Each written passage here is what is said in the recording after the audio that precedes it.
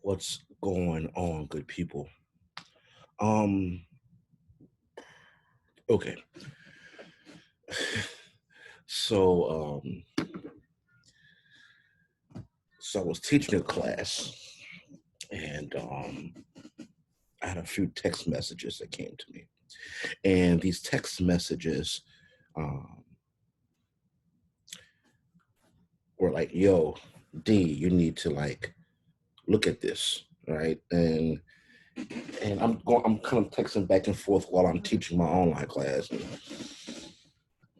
And I'm like, look, what's going on? I'm teaching, I'm doing some stuff with my students online, and a few other students who I'm tutoring to prepare for advanced placement testing, whether it's world history, government, European history, human geography, even psychology, right? And so I'm tutoring, I'm tutoring, and I'm like, a plethora of people are just sending me this message, and it coincided with another video that someone else made. So the backdrop of it is apparently an interview, online interview, was done by the beautiful and talented Naomi Campbell, and she interviewed Sean Combs, P Diddy, Puff Daddy, Puffy, Puffy Dad, Sean Combs, and um, and it's centered around the perspective of the Black vote. Um, I want to play that video for you. I'm not going to play the subsequent video, which Roland Martin made, because, quite frankly, that was a very smart, thoughtful response. But I want to piggyback on what he said after you watch this video, because I find what he said to be interesting, yet and still, it bothered me a bit. Okay, it bothered me a bit. So I'm going to show you the video, and I'll play it for you, and just bear with me, okay? All right. So here we go. Let's make this happen. Our fans highlighted the story to us, and I thought it was really important and wanted to bring the voice here. So rapper P. Diddy, he was in a live stream with Naomi Campbell, I believe for her YouTube show, and he talked about the Democratic Party taking the black vote for granted, particularly with respect to Vice President Biden. He said he's even willing to hold his vote, quote, hostage. Let's take a listen to what he said. In order for us to vote for Biden, we can't be taken for granted like we always are because we're supposed to be Democrats, or because people are afraid of Trump. It's whoever's going to take care of our community, whoever wants to make a deal. It's business at this point. You know, we can't trust politicians, you know, so we want to know very clearly, just like Trump made it clear that he wanted to build a wall, Biden needs to make it clear that he's going to change the lives and quality of life of black and brown people, or else he can't get the vote. I will hold the vote hostage if I have to. That's quite a Okay. Yeah, that just happened. Okay. All right. So I'm not going to show the rest of it. I'll post it up so you can watch the entire, I think it was like 6 minutes and 3 seconds from the rising. And I'll also post up what the great Roland Martin stated. So a portion of what Roland Martin stated is incredibly important because it highlights a couple things. One, ignorance. Two, not being able to fully grasp Black upward mobility or Black and brown upward mobility. And the third concept is not fully understanding and grasping the concept of or being able to articulate the perspective of strategic planning centered around Black and brown people. Let me start it this way. So I want to be, it brought me back to a time when I was a teenager and I was watching the Source Awards. And Suge Knight got on stage when they won a particular award. I forgot what award it was. And he kind of threw this shot at Bad Boy Records, right? You know, if you want creativity and you want to allow yourself to be free when it comes to vocals and videos and articulating what you wish and not have someone always on your record or always in your videos, come to Death Row, right? Sean Combs just reminded me just now of how he was in the 90s.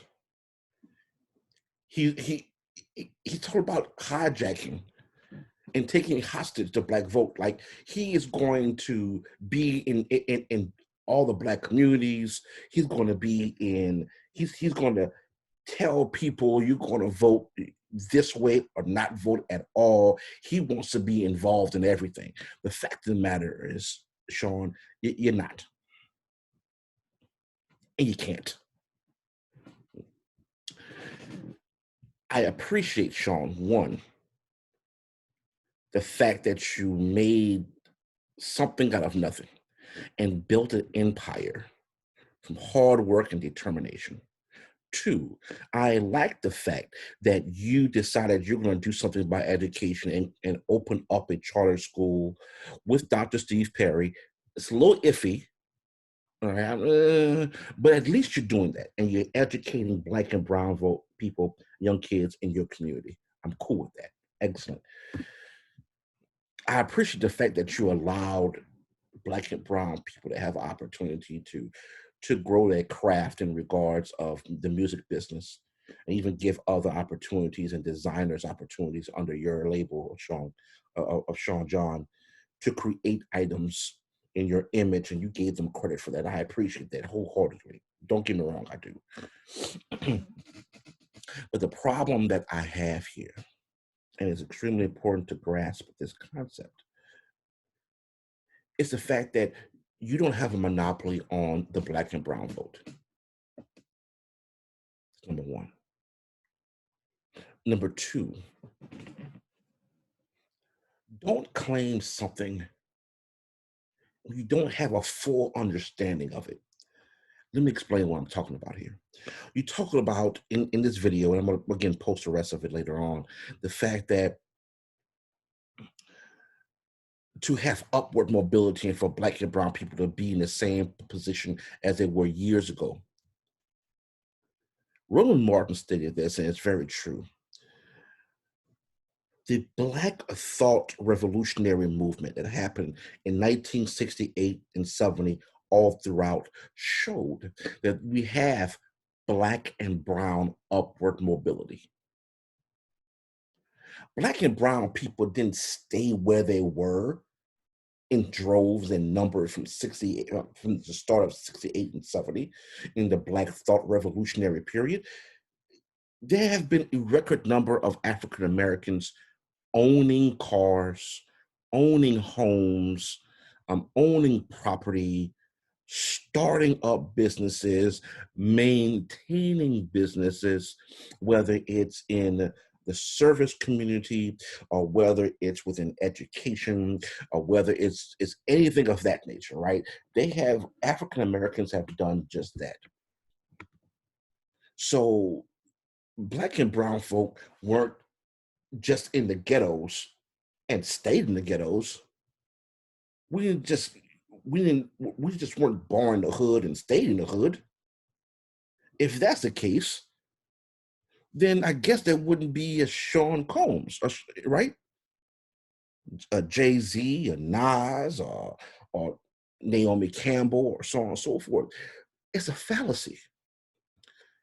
It's a fallacy that has been perpetrated excuse me, I can't even talk this late. Is this a fallacy that has grown over time and has been used by both the left and the right to try to garner black and brown vote by saying that look at what the left or look at what the right has done to the black and brown people, follow us, and we're going to move you to a higher plateau. It's just a plain fallacy. Has always been a fallacy and always will be. Now, this leads me into the next concept, which Sean Combs fails to grasp, address, understand, and be able to regurgitate effectively.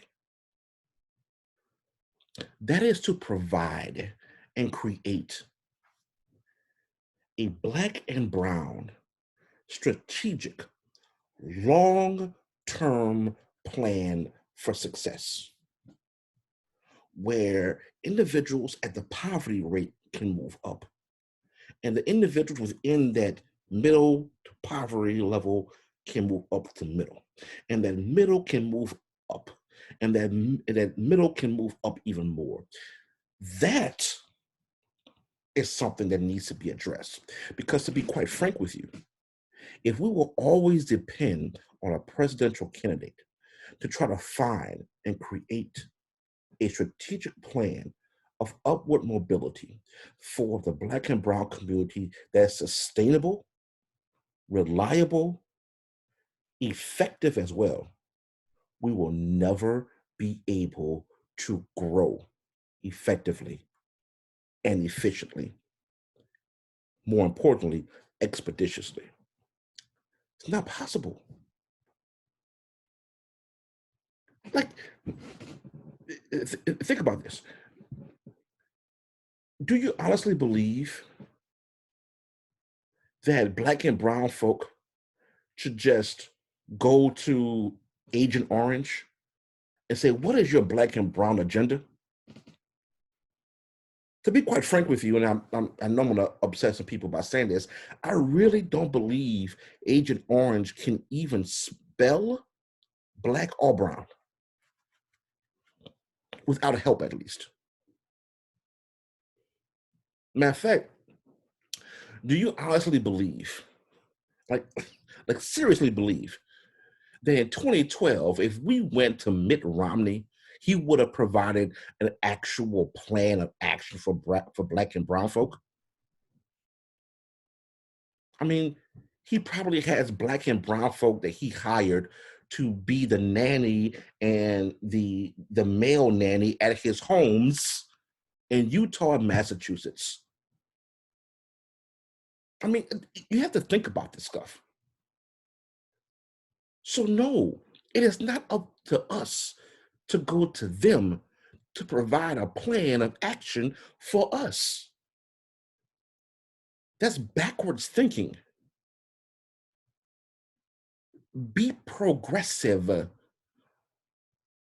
You know, like there's way too many black and brown organizations out there that have created some sort of black and brown upward mobility plan, whether it's dealing with economics, whether it's dealing with social issues, whether it's dealing with educational perspective, anything else of that nature. There's plenty of organizations out there. 100 Black Men, the Divine Nine of fraternities and sororities, the National Urban Network. National Urban League, National Action Network, NAACP. There's plenty of organizations that have created some sort of plan of action. Here is what should be done. One, these organizations, fraternities, corporations that are led by strong African American women and strong African American men overall should formulate and unify the Black and brown people. By the way, whether you're Democrat, Republican, Independent, Green Party, Reformist, Libertarian, Constitutionalist, it doesn't matter. An agenda that fits with the overall ideology of Black and brown upward mobility. Next, by you unifying all these organizations together, you now have a plan of action. This plan of action has to be very specific. It has to have specific expectations, not goals. The one thing that I can't stand in regards of certain organizations, Black, brown, white organization, doesn't matter, is that we love goals. Goals are adjustable, right? Goals are adjustable. Expectations are not, right? Expectations are not adjustable. You expect X, you should get X.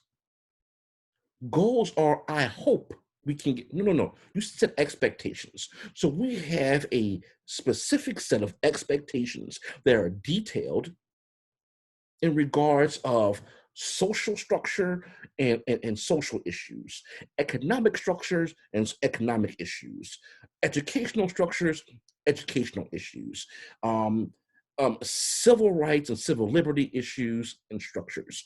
All these perspectives must be organized, defined, unified, and coalesce in this nice package.